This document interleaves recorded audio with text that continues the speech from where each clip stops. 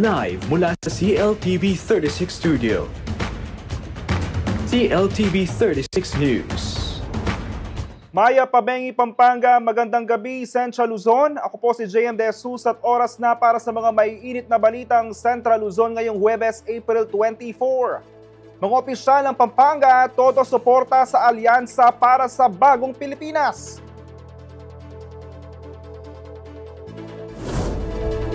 Pampanga PPO, wala pa raw na itatalang election-related incidents sa lalawigan.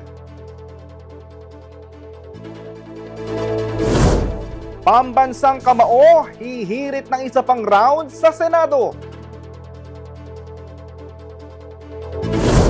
Inflation, food security at food injustice kabilang sa mga nais pakitunguhan ni Senatorial candidate Kiko Pangilinan.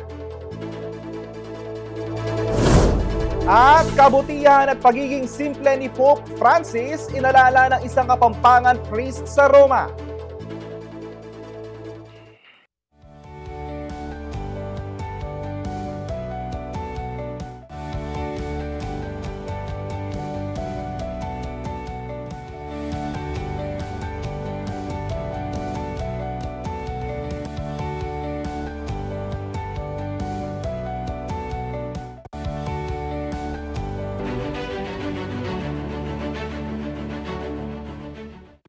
Ipinakita ng Pampanga ang kanilang puwersa sa pagbibigay ng suporta sa senatorial candidates ng Alyansa para sa Bagong Pilipinas. Narito pong report.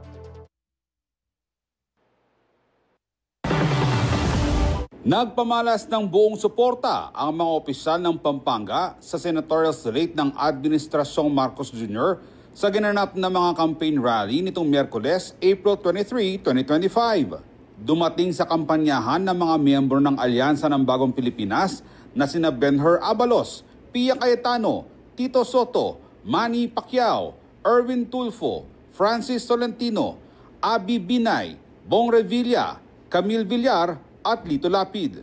Unang sargo ng campaign rally sa Lapid Arena sa Angeles City, sumunod sa Laos Group Event Center, Kingsborough International Convention Center at Bren Z. Giao Convention Center na pawang nasa syudad ng San Fernando. Libo-libong mga Kapampangan supporters ang nakiisa sa isinagawang pangampanya na kinabibilangan din ng mga barangay officials at workers. Sa kanyang mensahe, sinabi ni re-electionist Senator Pia Cayetano, hinikayat niya ang mamamayan na magbabakuna at magkaroon ng healthy lifestyle. Pag sakit mo, malubha, hindi lang malubha, pero yung katulad ng anak ko nakakaiba, sa Diyos na natin yun. Pero yung binigyan naman tayo ng talino ng Diyos, na gumawa ng gamot, gumawa ng paraan, dapat gamitin. Tama ho ba? Tama. Kaya itong mga ating mga dedicated na community workers, yan ang pangaral nyo sa mga kababayan natin. Na nandiyan ang center, pumunta kayo sa center, papakunahan niyo yung mga anak nyo. Yung ibang sakit, yun ang sasaluhin natin. Di ba? Kaya kung kayo tinuruan ng pag-e-exercise, kasi saluhin din natin yung obligasyon natin magpakalusog, kumain ng maayos, mag-exercise, di ba? At kung meron man kayong sakit, uminom ng gamot.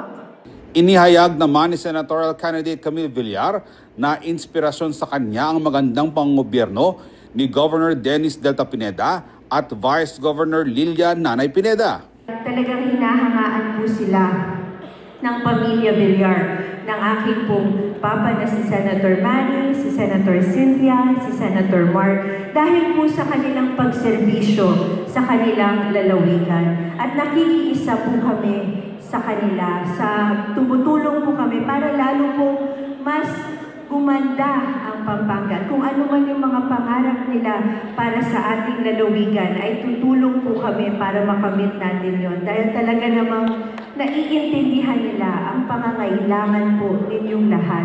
At talagang nilalapit nila po sa amin para makatulong din po kami. At talagang nakikiisa po kami sa buong pamumuno ng lalawigan ng Pampanga para po mas marami po tayong matulungan na magkaroon ng magandang hanap buhay at para po mas marami po tayong matulungan na magkaroon ng sariling bahay at lupa at sa agad magkaroon tayo ng mas maraming infrastruktura, kalsada na makakatulong sa atin at makakalikha ng mas maraming trabaho. At syempre, ang aking mama rin na si Senadora Cynthia Villar ay taon-taon po bumabalik po siya dito dahil bilang chairperson po ng Committee of Agriculture sa Senado ay talagang nais niyang tulungan ang mga farmers natin at mga fisherfolk natin dito po sa Pampanga. Hindi naman magkamayaw ang mga kabalin sa paglabas ng kanilang kababayang si Lito Lapid na tinuguri ang Supremo ng Senado. Hiningi niya ang suporta ng mga Kapampangan para sa kanyang mga kasamahan sa alyansa. Salamat po kay pamamasyal niyo. Malabata na ngayon ikit-ikit na. Yan po pa kilala kayo. Paano yun naman po siguro. Maliban niyo ngayon kung ipirato mo, abi-abiatan. Lisenso rin Pampanga, abi-abiatan pa mo rin. Hindi kasi may maktuwing pinaturo, malama na sa tamo kayo mga malabuga, ganun eh. At paano ka pinating kinabukasan tamo nung manikwata ka siya, o ali. Anyapin ako, sabi ko ay nakapakilala, Unimig Vice Governor po po ng Banwaquete, naging gobernador po po 3 beses, kaya tingin Pampanga, at naging third term na ako naman po bilang senador. Nyati ko po kayo rin ikwak man po pamanungkulang po ini, kempo sa view at support tayo. Nakalpunta na lang salamat kayo. At ito po, nyati ko po kayo rin, pura naman po sopan kayo rin ka na bagong alyansa. Abi-abi kayo po kayo rin, siguro may salita naman. Kaya riyari na pa yata hindi kita boxing ipakyaw. Isa ko nung mag-boxing eh. Ito mag-slide ko mo, yung batang kaya po. Malbi akong batang kaya po na eh. Ano niya, Tenay Supremo ka rin. Galungkot kayo. O ninong ginaga. Ano nga ka na ginaga? Alim, bilang kayo wala ko po kay karakter ko kay Batang Quiapo. Pero at hindi po kayo narapyo para mag-sidyan na kayo. Kaya, nung po Tenay, boto lang, pakita ka rin na supportan tayo bagong alyansa dahil nga may mga matagal senador. Kaya ako po maging teteyo. Papunta, matsuri magyaya tayo ng bagong teteyo. Ako, magiging tulay nyo para sa kanila, para sa tulong dito sa Pampanga. Humingi naman ng paumanhin si Vice Governor Lilia Pineda dahil hindi sila pwedeng mag-alok ng pagkain sa mga dumalo sa campaign rally. Alam paman kasi bawal. Bawal. Pero diba, biglang nyo na rin tatagal senador? Bilang manungkulan ng volunteers kay barangay, kay Balil-Balil, sabi ko kayo, pakiramdaman nyo lang, no, lalo ingawan daking Senado. Diba? At congratulations po, pakiramdam kayo. Paano ko po dahil kayo amano kanila. So, masalamat siya po ito. Tenisi kami po, running mentors, running board members. Ito kaya po po yung tanabilin ko kayo. Bawal po yung babi, pera, mula kong Kapitolyo. Bawal kayong personal po.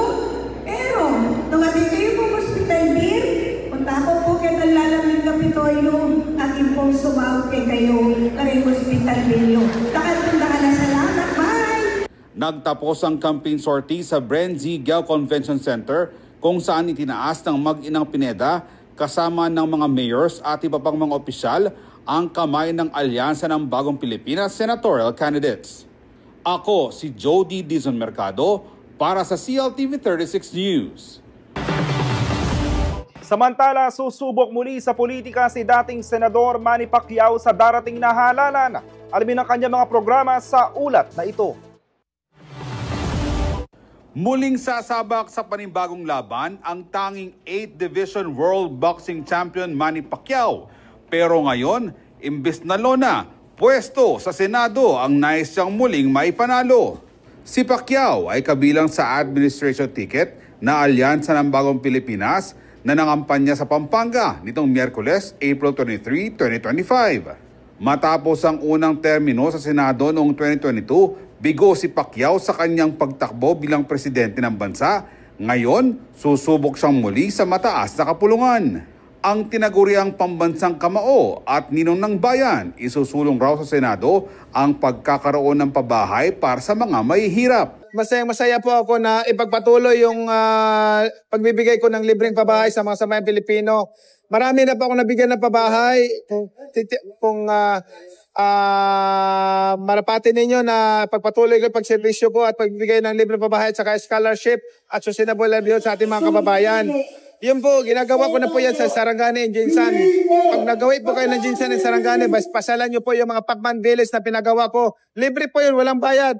Libre pinamimigay natin sa mga pamilya na walang sariling taanan. At nagpapaaral po tayo ng libo-libong mga estudyante mula pa noon hanggang ngayon.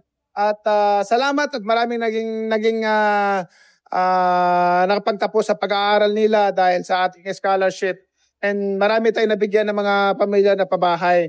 So, I hope na makabalik ako sa Senado and then ipagpatuloy ko at ma-implement ko hindi lamang sa Sarangani kundi sa buong Pilipinas na makapagbigay ako ng libreng pabahay sa sambayan ng Pilipino. Yan lamang po ang pangarap ko. Yan po ang pangarap ko para sa mga Pilipino na magkaiwan ng legasiya dahil hindi po tayo forever dito sa mundo. May mga nakikita rin umanong mga programa na dapat isagawa sa Pampanga ang senatorial candidate. Marami po dito yung infrastructure development dito. Marami pang kailangan dito sa Pampanga. And yun nga, marami naghihirap kailangan nila ng hanap buhay, sustainable livelihood sa bawat pamilya.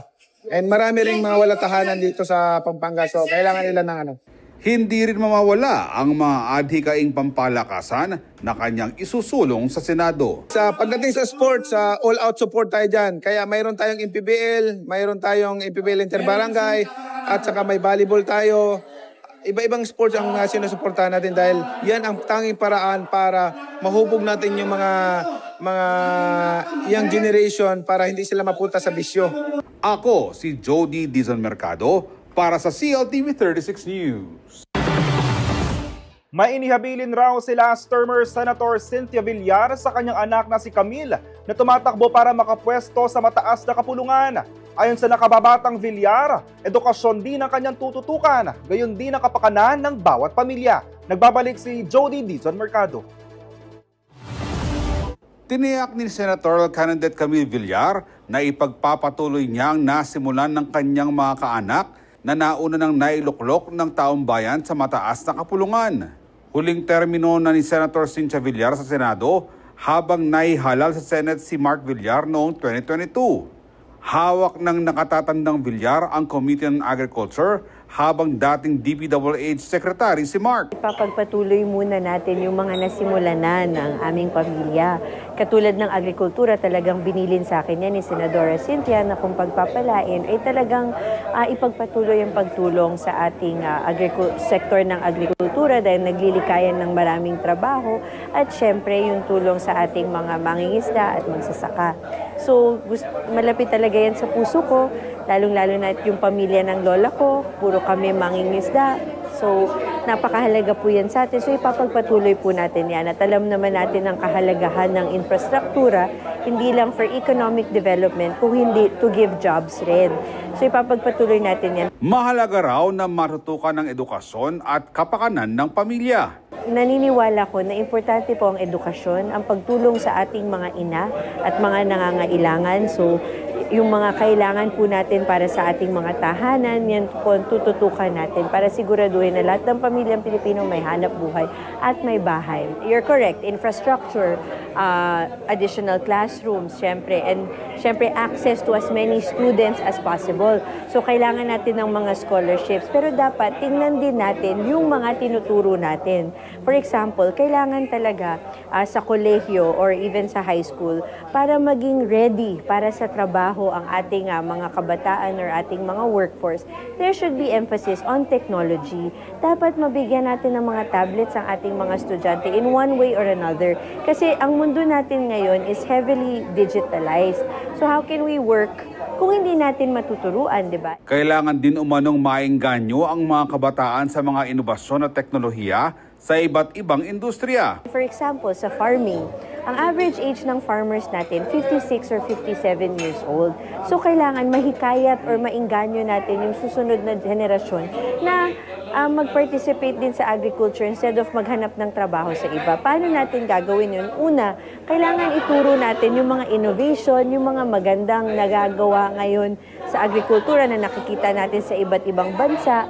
how to make agriculture sexy or farming interesting and new and innovative. And then of course, dapat matulungan natin kumita ng malaki ang ating mga farmers para mas maengganyo din yung future generation kasi makikita nila na ay may sapat na kita na pala dito, ito na lang yung ipagpapatuloy natin. Samantala, kabilang din sa mga plano ni Camille ang pagsusuri ng mga hakbang upang mahabuti ang kalagayan ng mga estudyante, lalo na tuwing tag-init kung saan nahihirapan ang mga kabataan sa mga kakulangan sa mga pasilidad at infrastruktura sa mga paaralan.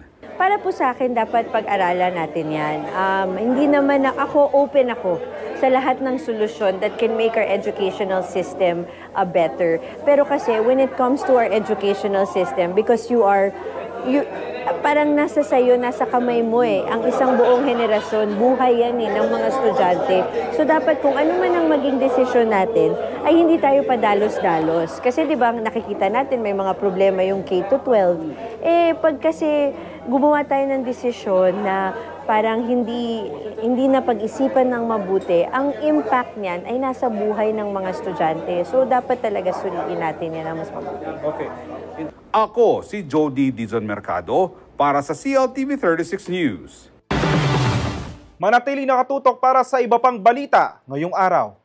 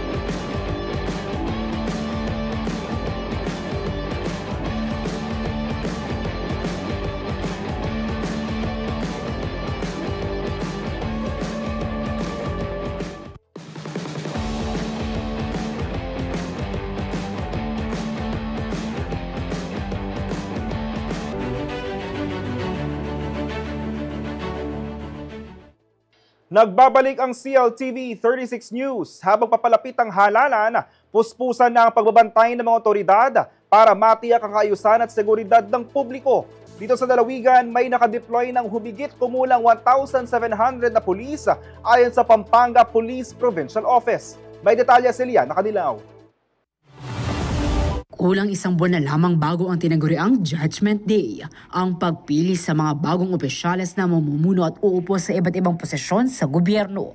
Abalang-abala na sa pangangampanya ang mga kandidato bago sumapit ang national and local elections sa May 12.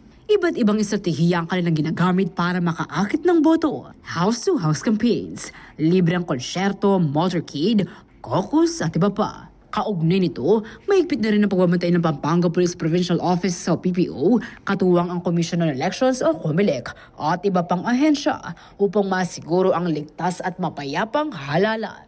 So far, wala pa naman po tayong election-related incident na naitala dito kasi yan nga po ang iniingatan natin considering na meron po tayo dito dalawang election areas of concern, ang San Fernando and Arayat, but ganun pa man, generally peaceful po tayo at tuloy-tuloy po ang ating mga operation and accomplishment, most especially po yung sa violation po ng Omnibus Election Code na kung saan for almost 100 days, naka 75 or more na po tayo na nakumpiska ng mga illegal possession or firearms or violation of Omnibus Election Code. Bukod sa deployment ng buong pwersa ng kapulisan, may karagdagang manpower pa raw na itatalaga ang kanilang hanay.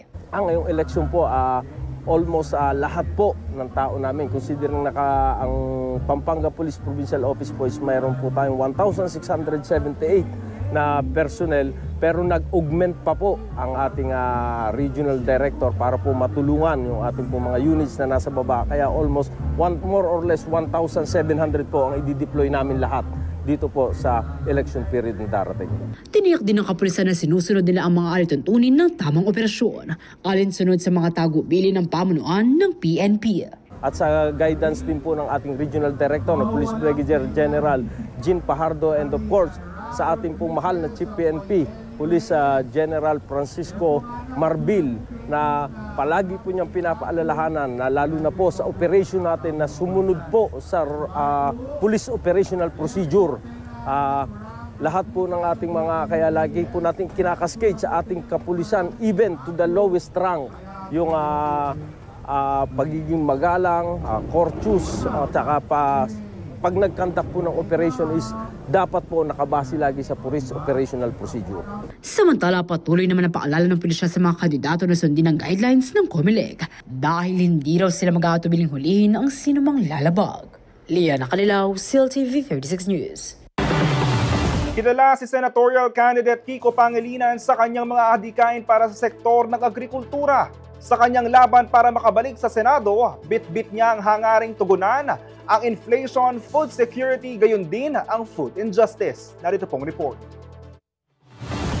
Nagpapasalamat si Senatorial Candidate Kiko Pangilinan sa mga kabalen na ipinaliwanag ang konteksto sa likod ng kanyang viral video habang kumakain sa farm ng TikTok content creator na si Idol Romeo Katakutan sa San Luis, Pampanga. Sa loob ng mahabang panahon, pagkain daw ang advokasya ni Pangilinan, kaya't malugod niyang tinanggap ang imbitasyon sa kanya ni Katakutan. Una ako'y nagpapasalamat sa ating mga kapatid dahil nung nakita ng marami nating kababayan dito sa Pampanga yung pangkukutya, yung paninira, lumabas din sila at nagpaliwanag. Nagawain ito ng mga Kapampangan. Lalo na't pagka ang involved, hindi suka kung hindi gatas ng kalabaw, diba? Ng damulag, at asin, at sinangag o kaya nasi. So nung ginawa ko yun, dahil nga ito ang kulturang Kapampangan. Nais nating i-promote yung Pampango cuisine. Naniniwala rin sa Pangilinan na ginamit ng kanyang mga kritiko ang video upang siya ay siraan. Kasunod nito, humingi siya ng paumanhin kay Katakutan dahil nadamay ito sa nasabing paninira. Samantala, kaugnay naman ng usapin tungkol sa pagkain, binigyan din ni Pangilinan ang kanyang adhikain lalo na't kilala siya sa kanyang pagpapahalaga sa sektor ng agrikultura. Magbuhat nung siya ay mag-aaral pa lamang. Kaya naman bahagi ng kanyang plataforma ang pagmamalasakit at pagsuporta sa mga magsasaka at mangingisda. Giit niya, hindi makatarungan na ang mga nagpapakain sa bansa ang siyang salat sa sariling kabuhayan. Injustice has to be corrected. That injustice is unacceptable. Kaya yun ang ipinaglalaban natin. And we have been fighting for this for the last 15 years. Mula nung ako'y naging chairman ng Senate Committee on Agriculture noong 2010. Bukod pa rito, isa rin sa mga nais pakitunguhan ni Pangilinan ay ang Rice Tarification Law. Anya, kailangan itong repasuhin. And we are again going to file if we win, mandatory bills para itong rice tarification measure ma-improve. Dahil ang pangako ng rice tarification, kaya ako nag-vote with reservation, pagka naipasa, bababahan ang presyo ng bigas. Ngunit ang kabaliktaran ang nangyari. Kaya yan, we believe the rice tarification law must be revised.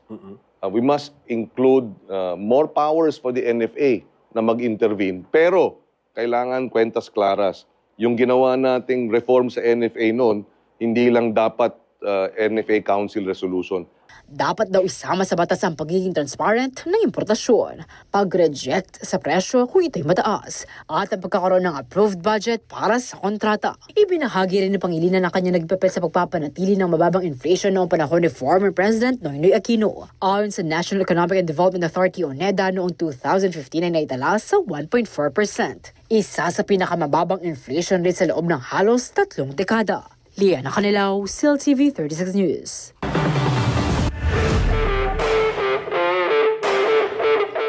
Lalaban para sa Pilipinas ang Team Falcons PH matapos ang reverse sweep win kontra Liquid PH sa Grand Finals ng C-Ball International Esports Federation.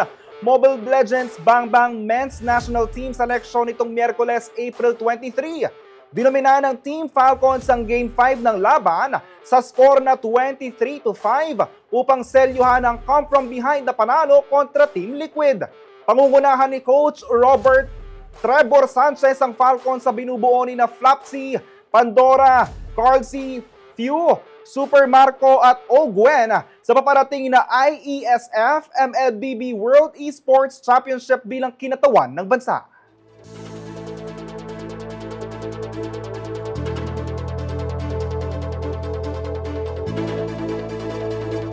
Sa panahon ngayon, hindi na sapat ang basta may sasakyan ka lang. Dapat dependable, ready anytime, anywhere. Kaya naman kung ang hanap mo ay sasakyang kayang sumabay sa dami ng pasahero at pwede pang pangnegosyo, narito ang swak para sa iyo. Hatid ng Laos Auto Group ang all-new Photon Traveler. Sa laki at lawak ng loob nito, siguradong comfortable ang bawat biyahe nyo. Kung negosyo naman ang pag-uusapan, kayang-kaya nitong maghakot ng maraming gamit. Perfect para sa delivery o di kaya naman sa transport service. Alamin natin ang mga features ng Photon Traveler kasama ang sales executive ng Photon Bacolor na si Alexandra Bautista.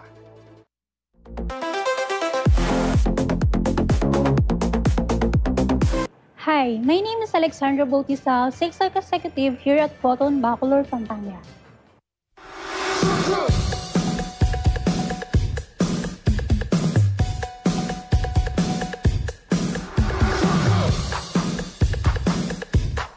Knowing Filipino market, iilan na lang sa ating mga car dealer at nag-open ng mga passenger van.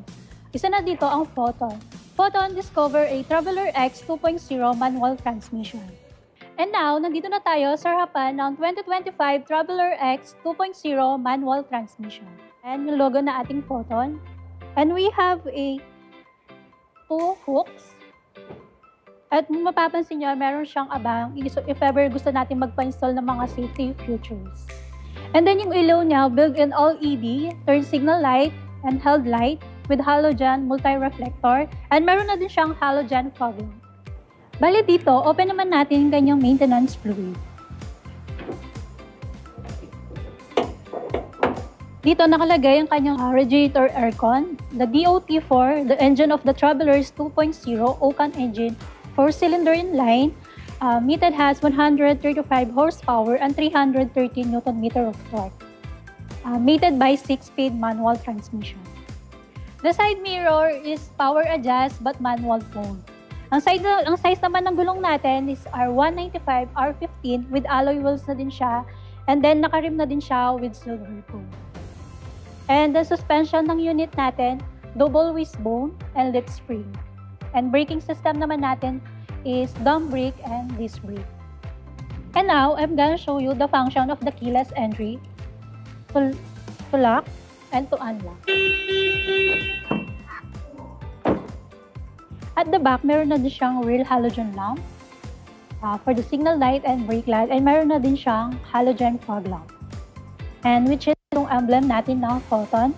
And we have a 4-eye sensor And then, brake light, meron na din siya. And then, cone curve glass. Ito, nakakatuling siya sa ng driver. And meron na din siyang wiper. And we have a reverse camera. And now, open naman natin ang kanyang likod.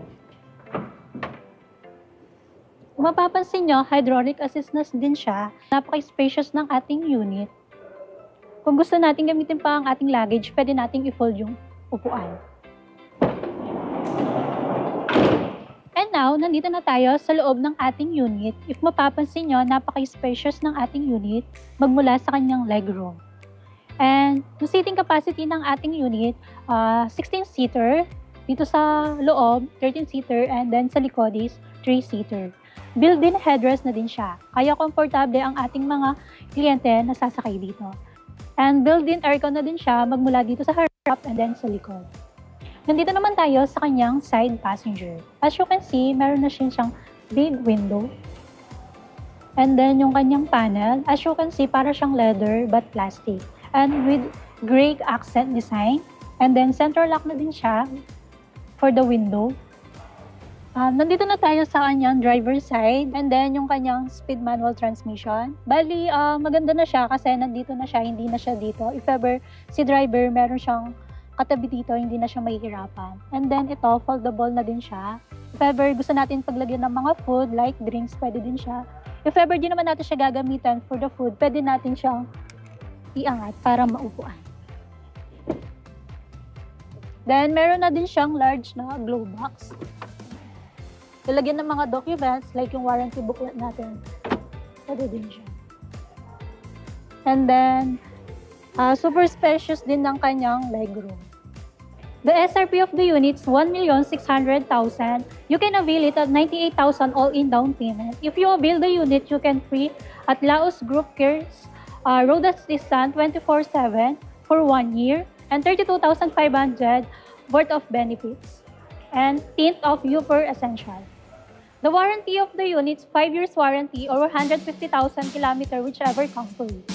For more inquiries, you may contact at 0908-810-8552 or you can visit our showroom located at Abad Santos Avenue, Cablanchan, Bacolor, Pampanga. And don't forget to like our page, Photon Bacolor, Pampanga.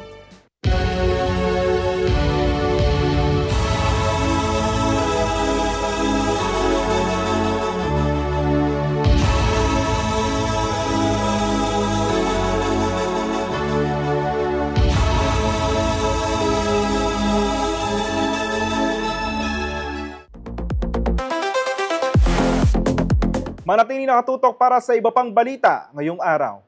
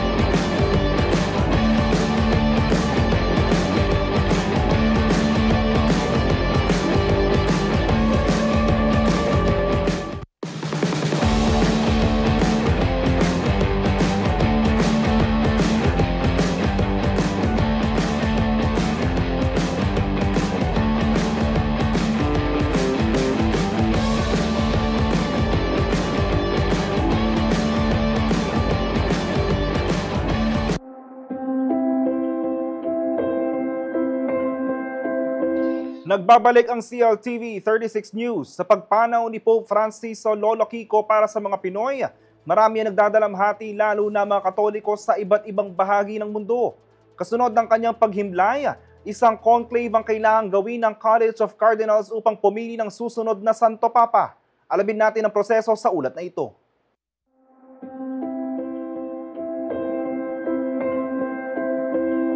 Pumanaw si Pope Francis o Jorge Mario Bergoglio sa edad 88 sa kanyang tinutuluyang papal apartment sa Casa Santa Marta nitong Lunes, April 21. Batay sa Declaration of the Death na inilabas ng Vatican, stroke, coma at irreversible cardiovascular collapse ang naging sanhi ng kanyang pagkamatay.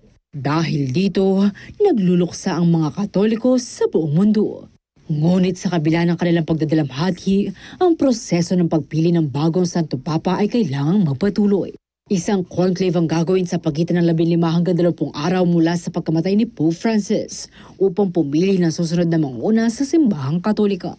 Habang wala pang Santo Papa, lahat ng official duties ay gagampanan ng Camerlengo o Chamberlain na si Cardinal Kevin Farrell, isang Irish-American.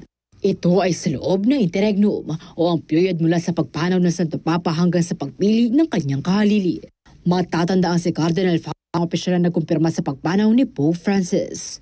Pinangunahan din niya ang first moment of prayer at ang paglalagay ng mga labi ng Santo Papa sa wooden at zinc coffin. Ikinandado niya ang papal apartment at nakatakda rin niya sirain ang signet ring ng Santo Papa at sila ginagamit sa pagpirma ng dokumento. Ito ay upang mapigilan ang illegal na paggamit ng mga kagamitan ng yumaong Santo Papa.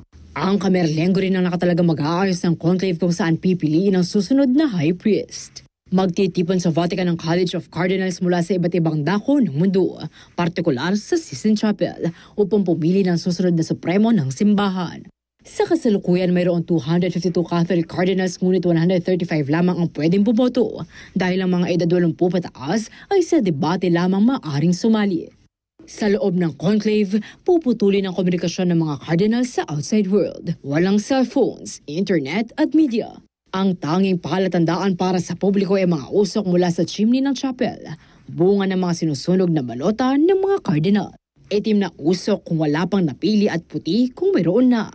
Kapag may napili na, tatanungin ng kandidato kung tinatanggap niya ang posisyon bilang Supreme Pontiff at anong pangalan ang gusto niyang gamitin.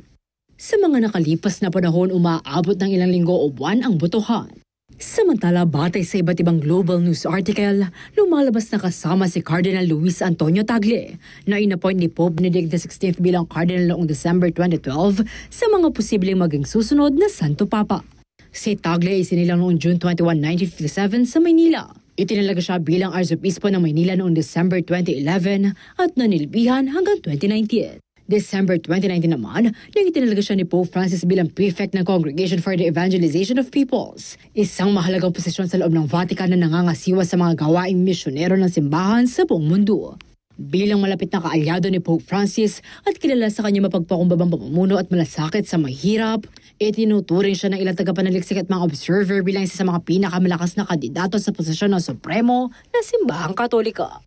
Bukod kay Cardinal Tagle, isa rin sa mga posibleng mamuno sa Simbahang Katolika ay ang Kapampangan Cardinal na si Virgilio Pablo David o mas kilala bilang Apong Ambo. Siya ang kasalukuyang obispo ng Diocese of Caloocan at iniluklok siya bilang Cardinal ni Pope Francis noong December 2024. January 2025 naman, nangitalaga rin siya ni Pope Francis bilang miyembro ng Dicastery for the Doctrine of the Faith ng Vatican. Kilala si Apong Ambo sa kanyang malalim na kaalaman sa theology, tapat na paninindigan para sa karapatang pantao at aktibong pakikibahagi sa mga isyong panlipunan. Bilang dating Pangulo at kasalukuyang miyembro ng CBCP, may tuturing siyang isang maimpluwensyang tinig sa Simbahang Katoliko. Liana Canilao, CLTV 36 News. Sa pagpanaw ni Pope Francis sa tinaguriang People's Pope, ikinwento ng Kapampangan Augustinian priest na si Father Alex Castro ang ilan sa kanyang mga naging karanasan at enkwentro sa Santo Papa. Ang detalye mula sa report ni Ashley Punzalan.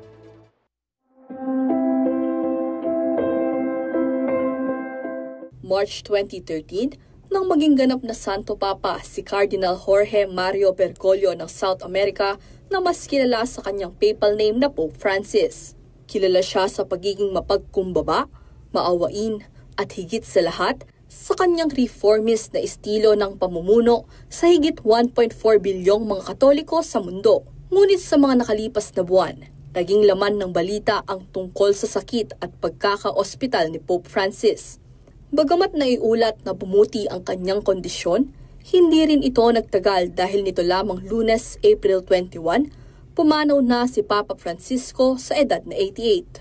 Sa kanyang paghimlay, inalala ng paring Kapampangan na si Father Alex Castro, General Treasurer ng Congregation of the Augustinians of the Assumption na nakabase sa Rome, Italy, ang makulay na karanasan at kwento kasama ang Santo Papa. Sa Easter Sunday Mass na idinaos sa St. Peter's Square ang huling public appearance ng Santo Papa, kung saan niya ibinahagi ang Urbi et Orbi o ang kanyang mensahe para sa Roma at buong mundo. Maswerte si Father Castro na isa siya sa mga concelebrants ng misa dahil ito ang huling pagkakataon niya na makita si Pope Francis na maglingkod sa altar bago ang kanyang pagpanaw. Bagamat inaasahan na ng publiko na magpapakita si Pope Francis sa kabila ng kanyang karamdaman dahil itinuturing na espesyal na okasyon ang linggo ng pagkabuhay, nagulat pa rin ang karamihan dahil umikot pa siya sakay ng papal mobile. Pumunta siya sa mga tao kasi alam naman nila na may sakit siya. Okay na yung nandun sa balcony to give the special blessing. Pero para sa akin, that was something. No? That was an extra effort para sa kanya na mapalapit siya sa mga tao during that special celebration, Easter. Bilang isang pari, nauna nang nakasalamuha ni Father Castro ang Santo Papa noong October 2016, Jubilee of Mercy. Ang Jubilee of Mercy, o kilala rin bilang Extraordinary Jubilee Year, ay idineklara ni Pope Francis upang bigyang diin ang kahalagahan ng awa, pagpapatawad at pagbabalik loob sa Diyos. Sa isang espesyal na misa para sa selebrasyon nito, isa rin si Father Castro sa mga concelebrants. Madalas umanong lumapit ang Santo Papa sa mga concelebrants ng misa upang igreet ang mga ito. At nang lapitan na sila ng Santo Papa, kinuha na ni Father Castro ang pagkakataon para makausap si Pope Francis na tinatawag sa Pinas bilang Lolo Kiko. Karas na kinarap me, ako tatandaan ko, sinabi ko mo, salamat po at binisita yo kami last 2015. It was a moving experience para kaya kami nga kwento yung mga pila na segundo at itang usual ng Panginoon na sasabihan, panalangin nyo ko at kami naman sabi we love Lolo Kiko na talagang sinabi mo itang smile kay lupa na at mo rin lagi nga ita yamin nang kinawal ka na ako. Sa mga karanasang ito, inilarawan ni Father Castro si Pope Francis bilang isang simpleng tao. Para sa kanya, totoo ang bansag na People's Pope dahil sa kanyang kakayahang makipag-ugnayan at makipag-usap sa kahit na sino. Napakasimpleng tao.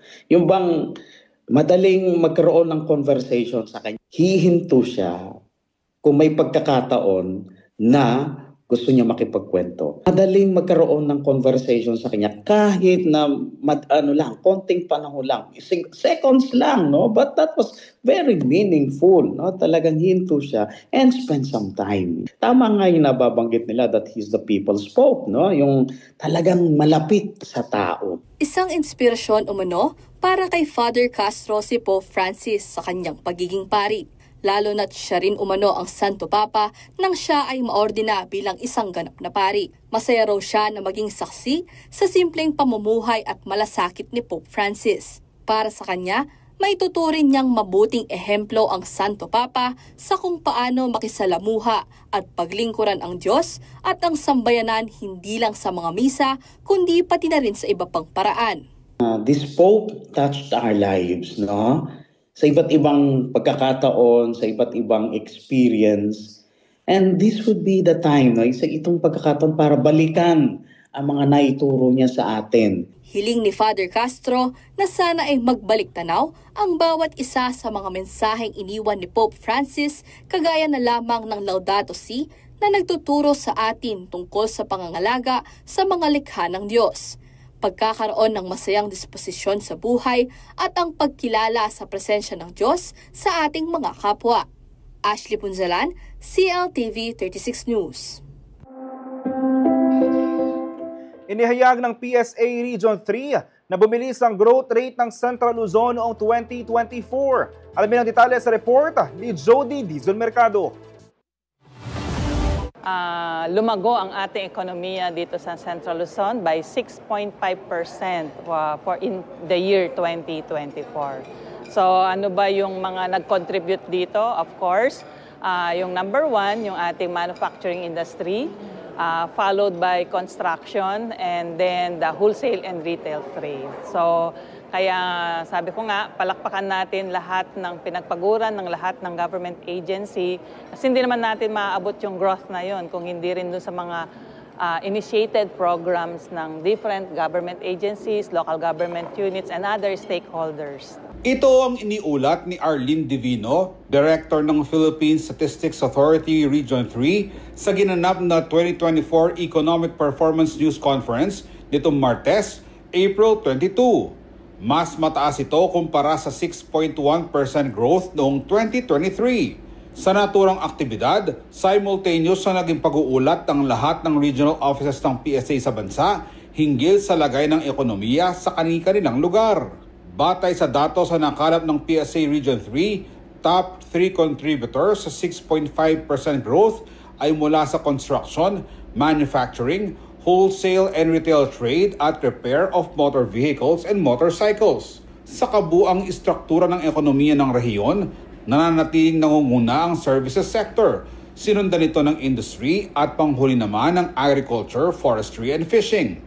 Umangat ng 7.4% o katumbas ng 1.1 billion pesos ang ambag ng services.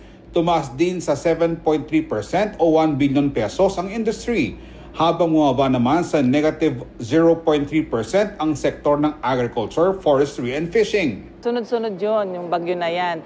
And as per dun sa parang in the last ilang years, bago natin experience na, di ba dati umalis na siya, tapos ilang months or ilang weeks bago may susunod na Pero this time, hindi pa umaalis, paalis pa lang siya, may sumasalubong na. So yung sunod-sunod na yan, as we all know, ang number one sa atin sa crops is palay, which comprise about more than 1/3 of the total crops, the different crops that we produce here in Region 3. Palay is affected lagi yan. Pag bumagyo, matutumba, masisira. So yan. So yun yung number one. Although mataas yung production natin in terms of dun sa livestock and poultry, but then dahil nahila yung share ng palay sa atin o yung crop sa atin, kaya medyo bumagal lang ng konti. Hindi naman siya negative, hindi naman bumagsak, bumagal lang ng konti. Naitala naman sa 164,469 pesos ang per capita household final consumption expenditure noong 2024, mas mataas kumpara sa 158,775 pesos noong 2023. Sa kabuuan, pumangatlo ang Central Luzon sa may pinakamataas sa growth rate sa bansa noong 2024. Nauna ang Region 7 at ikalawa ang Region 13. Ayon kay Nerissa Esguera, Director ng National Economic and Development Authority Region 3, indikasyon raw ang mga datos na bumubuti na ang kalagayan ng mga Pilipino. Definitely. Kasi po ito yung nagkataon, hindi pala nagkataon, talagang sinadya na ating strategy ay mag-develop pa ng ating manufacturing and construction. Kasi ito yung mga sektor na nakakapagbigay trabaho talaga, ng mas maraming trabaho. So hindi po katulad before na jobless growth. Ngayon, meron na tayo talagang nakikreate na panibagong employment para sa ating mga kababayan. Medyo virtuous circle po kasi yan ang tinatawag natin. Kapag meron tayong trabaho at maayos yung ating mga production sector, nakakapagbigay ng good quality at malawak na range of products and services at na-afford ito ng mga consumers, ng mga tao at nagbibigay pa rin talaga ng panibagong kita at negosyo para sa mga workforce natin. Naniniwala rin ng opisyal na may epekto ang eleksyon sa ekonomiya. Okay, for this year, definitely po, meron talagang positive implication dahil nga dun sa spending ng ating mga nangangampanya. Pero short term lang 'yon. Ang importante, yun talagang production sector. Yun talagang mga nakakapag-create ng jobs at panibagong businesses at nakakapagdagdag talaga ng value sa ating mga produkto at commodities dito sa Central Luzon. Ako si Jody Dizon Mercado para sa CLTV 36 News. Manatiling nakatutok para sa iba pang balita ngayong araw.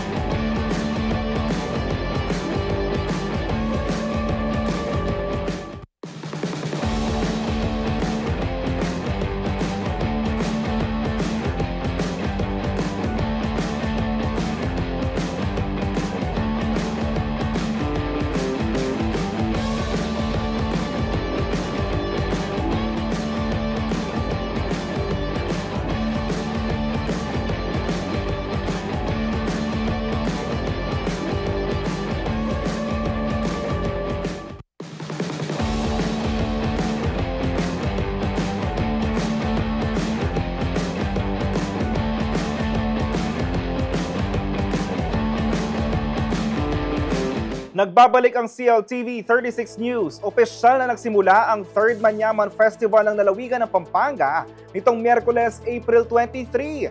Tampok sa week-long celebration ng samut-sari, katakam-takam at ipinagmamalaking dishes and delicacies ng mga Kapampangan. Kung ano ang mga naging kaganapan, alapin sa report ni Lian Nakanilaw.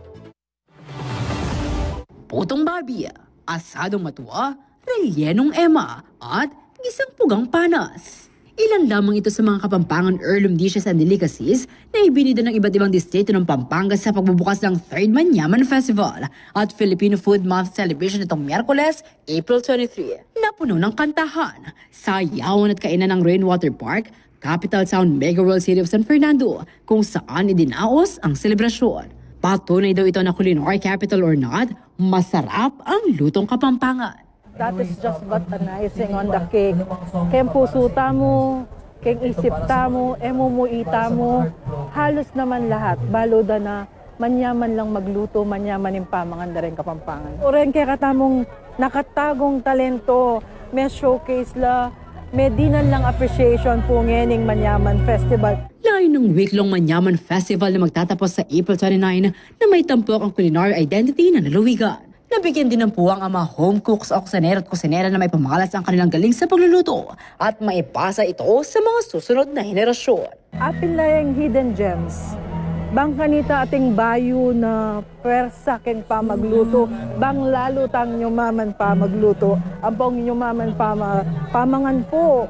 Kasi naman palaging, den mo lagi-lagi, dapat ating bayong sibol na magluto ka rin kaya katamong putahe.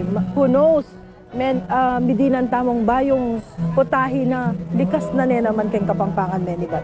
Hindi naman pinalampas ng ilang kabalan ng chance na matikman ang masarap na pagkain. Gaya ng US-based Kapampangan content creator na si Mac Mariano. Masaya. I think it's very compelling and powerful. At saka I think it's a powerful tool para maipagmalaki natin yung ating kultura bilang Kapampangan. Nagpapasalamat ako. I'm very grateful that I was given the opportunity to be here kasi I come from the States at to be given the chance to be invited, makita lahat ng mga pillars ng Pampanga who kept pushing the success of being the culinary capital of the Philippines. Masaya at saka naniniwala ako na ang event na ito ay isang magandang oportunidad para maipamahagi natin yung galing ng Pampanga at lahat ng mga chefs ng Pampanga na who continue to share the skills and culinary excellence of Pampanga to the rest of the Philippines. Bukod sa food trip, may trade fair din kung saan tampok ang iba't ibang local products. Bawat isa ay nagpapakita ng rich culture at creativity ng Pampanga. Samantala, marami pang gastronomic activities ang pwedeng i-enjoy at abangan sa natitirang araw ng festival. May food expositions, farm immersions at cook-offs. Congratulations kay Katamungan kasi para kay Katamuyay ni Culinary Capital or not, dapat tayong ipagpatuloy kasi part of our heritage, kailangan ipamana yan at kailangan tuloy-tuloy po ini, lalo na kareng kaya na kanemo kareng makatwa. Kukumbiranda ko po, inaanyayahan ko kayo to be a part of this Manyaman Festival because this is a festival that is very fun, masaya, it's culture awakening, it's culture preservation, language preservation, and it's uplifting Kapampangan culture. So agkatanda ko po, I'm inviting all of you to be a part of this Manyaman Festival. Ipaklike yatsad na! Liana Canilaw, CLTV 36 News. Siksik sa aksyon, saya at sorpresa. Yan ang hatid ng Vivo ngayong summer. Hindi lang ito basta basketball tournament, kundi isang all-out celebration para sa sports fans, tropa at lahat ng gustong makisaya. Matapos sa matagumpay na round sa Manila at SM Mall of Asia, Clark naman ang susunod na court na bibida.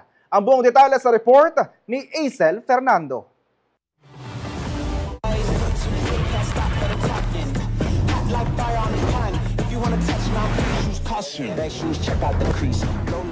Mas matindi pa sa summer heat ang hatid na sports action ng Vivo ngayong taon dahil sa third year ng Vivo 3x3 Basketball Challenge, SM City Clark sa Pampanga naman ang isa sa mga venues ng exciting basketball event na ito. Matapos ang matagumpay na leg sa Robinsons Manila at SM Mall of Asia, dadalhin ng Vivo ang high energy court action sa puso ng Central Luzon. Ngayong Sabado, handog ng Vivo ang all-day intense 3x3 games, interactive booths, raffle prizes, at iba't ibang surpresa para sa lahat ng dadalo. Hindi mo rin kailangang maging player para ma-enjoy ang event. Libre ang panonood at bukas ito sa lahat. Sa mga fans at mall goers na magre-register sa event, may chance pa kayong manalo at mag-uwi ng cool raffle prizes at exclusive Vivo freebies. Layunin ng Vivo na isulong ang sportsmanship, camaraderie at magbigay saya sa mga kabataan sa pamamagitan ng mga event na tulad nito. Isa itong paraan para i-celebrate ang summer habang pinapalaganap ang healthy lifestyle at pagkakaisa sa komunidad. Kaya kung gusto mong maging parte ng kasiyahan, huwag palampasin ang pagkakataong maranasan ng Vivo Vibe. Samantala, may malaking oportunidad na naghihintay para sa mga kalahok dahil ang mananalo sa Clark Leg ay automatic na qualified sa Grand Finals ng 3x3 Basketball Challenge na gaganapin sa May 9 hanggang 10 sa SM Mall of Asia Music Hall. Aisel Fernando, CLTV 36 News. Kasama ang buong pwersa ng CLTV News and Current Affairs, ako po si JM De Jesus. Maraming salamat po.